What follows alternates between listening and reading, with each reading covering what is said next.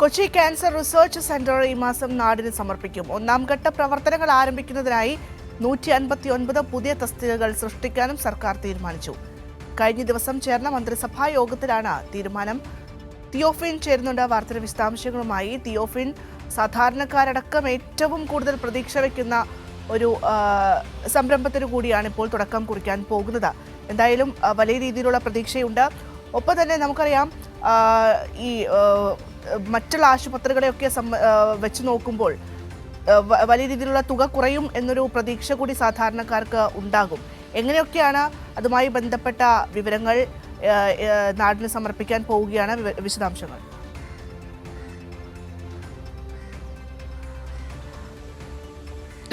ഭദ്ര, തിരുവനന്തപുരത്തെ regional cancer സെന്ററും Malabar cancer സെന്ററിൻ്റെയും ഒക്കെ മാതൃകയിലാണ് കൊച്ചിയിൽ ഒരു ക്യാൻസർ ഗവേഷണ കേന്ദ്രം ഒരുക്കുന്നത്. പക്ഷേ ക്യാൻസർ കുറച്ചുകൂടി, അതായത് ചികിത്സ മാത്രമല്ല, ഗവേഷണവുമായി ബന്ധപ്പെട്ട കുറേ കാര്യങ്ങൾ കൂടി മുന്നോട്ട് പോകും. ഇതിനൊരു ആദ്യ ഘട്ടം ജനുവരിയിൽ തന്നെ ആരംഭിക്കും. ഇതിൻ്റെ ഉദ്ഘാടനം ജനുവരിയിൽ നടക്കുമെന്നാണ് അറിയിച്ചിട്ടുള്ളത്. മന്ത്രി പി രാജീവ് ഇക്കാര്യം അറിയിക്കുകയും ചെയ്തു. കഴിഞ്ഞ ദിവസം ചേർന്ന മന്ത്രിസഭാ യോഗത്തിൽ ആദ്യഘട്ട ഉദ്ഘാടനത്തിന് മുന്നോടിയായി വേണ്ട പുതിയ തസ്തികകളുടെ നിർണയം, ആ ഒരു തീരുമാനം, പുതിയ തസ്തികകളിലേക്ക് എത്ര പേരെ നിയമിക്കണം എന്നത് ഉൾപ്പെടെയുള്ള കാര്യങ്ങൾ, അങ്ങനെ 159 പുതിയ തസ്തികകളാണ് ഇതുമായി ബന്ധപ്പെട്ട് സൃഷ്ടിച്ചിട്ടുള്ളത്. അതിൽ 91 സ്ഥിരം തസ്തികകളും 68 കരാർ തസ്തികകളുമാണുള്ളത്.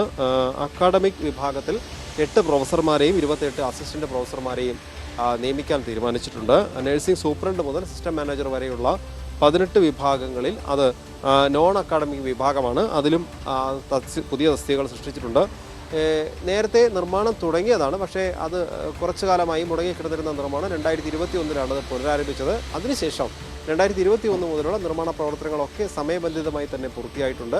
അങ്ങനെ കൊച്ചി കേന്ദ്രീകരിച്ചൊരു ക്യാൻസർ റിസർച്ച് സെൻറ്റർ അങ്ങനെ യാഥാർത്ഥ്യമാവുകയാണ്. അതിൻ്റെ ആദ്യഘട്ടത്തിലേക്ക് നീങ്ങുന്നു. ആദ്യഘട്ടം ഈ മാസം തന്നെ പ്രവർത്തനം ആരംഭിക്കുകയും ചെയ്യും. അതിനായുള്ള എല്ലാ നടപടികളും മുന്നോട്ട് പോയിക്കൊണ്ടിരിക്കുന്നു. വളരെ വേഗത്തിലാണ് ഇതുമായി ബന്ധപ്പെട്ട കാര്യങ്ങൾ.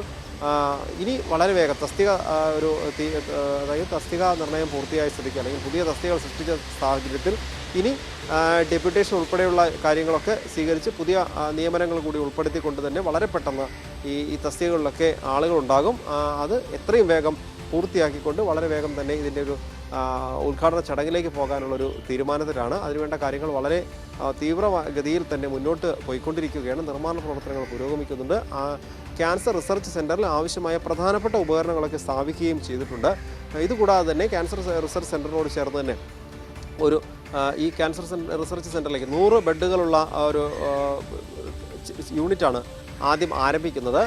തന്നെയുമല്ല, ഈ രോഗികളുടെ കൂട്ടിരിപ്പുകാർക്ക് വേണ്ടി ഒരു അമ്യൂണിറ്റി സെൻറ്റർ, അതിൻ്റെ നിർമ്മാണം പുരോഗമിക്കുകയാണ്. 11.34 കോടി രൂപ മുടക്കിയാണ് ഈ അമ്യൂണിറ്റി സെൻറ്ററിൻ്റെ നിർമ്മാണം നടക്കുന്നത്. ആ നിർമ്മാണം ഈ മാസം തന്നെ അമ്യൂണിറ്റി സെൻറ്ററിൻ്റെ നിർമ്മാണവും പൂർത്തിയാകും. അതോടുകൂടി തന്നെ ക്യാൻസർ റിസർച്ച് സെൻറ്റർ പ്രവർത്തന സജ്ജമാവുകയാണ്. ആദ്യഘട്ടം ഈ മാസം തന്നെ നാടിന് സമർപ്പിക്കും. അതിനായിട്ടുള്ള എല്ലാ പ്രവർത്തനങ്ങളും വളരെ വേഗത്തിൽ തന്നെ മുന്നോട്ട് പോയിക്കൊണ്ടിരിക്കുകയാണ്.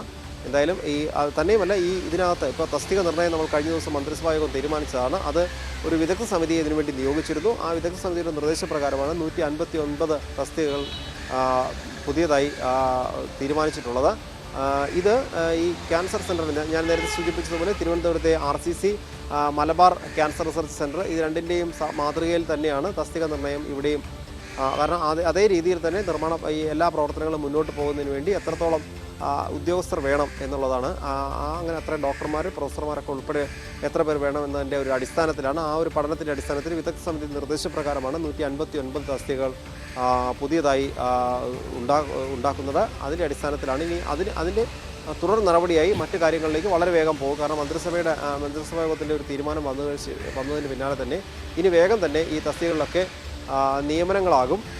അതോടുകൂടി തന്നെ ഈ സമാനമായി ഞാൻ നേരത്തെ സൂചിപ്പിച്ചതുപോലെ അമ്യൂണിറ്റി സെൻറ്റർ നിർമ്മാണം പുരോഗമിക്കുന്നു. ക്യാൻസർ സെൻറ്ററിൻ്റെ ബാക്കി ഘട്ട നിർമ്മാണ പ്രവർത്തനങ്ങൾ കൂടി പൂർത്തിയാകാനുണ്ട്. അങ്ങനെ അതുകൂടി പൂർത്തിയായി കഴിഞ്ഞാൽ അങ്ങനെ തന്നെയാണ്. എന്തായാലും ലോകത്തിന് മുൻപിൽ, അല്ലെങ്കിൽ ഇന്ത്യക്ക് മുന്നിൽ, ലോകത്തിന് മുൻപിലൊക്കെ കേരളത്തിൻ്റെ ആരോഗ്യ രംഗം ഇങ്ങനെ തല ഉയർത്തിപ്പിടിച്ച് നിൽക്കുന്ന ഒരു കാഴ്ച തന്നെയാണ് നമ്മൾ കാണുന്നത്.